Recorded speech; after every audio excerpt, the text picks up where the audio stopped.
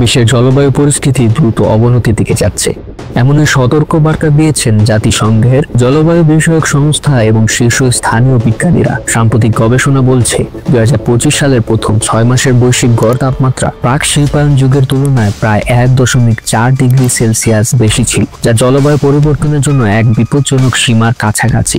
জাতিসংঘের মহাসচিব Antonio Guterres এক বিবৃতিতে বলেন, আমরা এখন জলবায়ু বিপর্যয়ের প্রান্তে দাঁড়িয়ে আছি। অবিলম্বে কার্যকর পদক্ষেপ না নিলে ভবিষ্যৎ প্রজন্মের জন্য পৃথিবী হবে আরো অনিরাপদ, অস্থিতিশীল এবং বসবাসের অযোগ্য। বিশেষজ্ঞরা বলছেন, এই অস্বাভাবিক আবহাওয়ার পেছনে মূলত দায়ী জীবাশ্ম জ্বালানির অতিরিক্ত ব্যবহার, বন উজাড়, শিল্প কারখানা দূষণ এবং অনিয়ন্ত্রিত কার্বন নিঃসরণ।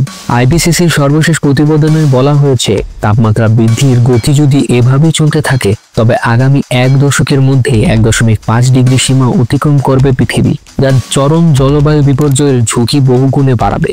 বিজ্ঞানীরা সমাধানের জন্য জরুরি কিছু পদক্ষেপের সুপারিশ করেছেন। কয়লা, তেল ও গ্যাসের ব্যবহারকে দ্রুত হ্রাস করা দরকার। নবায়নযোগ্য জ্বালানির উৎপাদন ও ব্যবহার বাড়ানো দরকার। বন সংরক্ষণ ও নতুন বন সৃজন করা।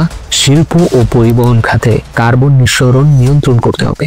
জলবায়ু বিশেষজ্ঞ ডক্টর সামিয়া রহমান বলেন, এখনো সময় আছে। বিশ্ব নেতারা যদি এখনই সাহসী সিদ্ধান্ত না নেন, আগামী প্রজন্মকে চরম মূল্য দিতে হবে। বিশ্বের জলবায়ুর এই বিপজ্জনক মোড় মানব সভ্যতার জন্য এক বড় পরীক্ষা, যা উত্তীর্ণ হওয়া ছাড়া ভবিষ্যৎ নিরাপদ রাখা সম্ভব নয়। নেক্সট রিপোর্ট, খবরের দেশ।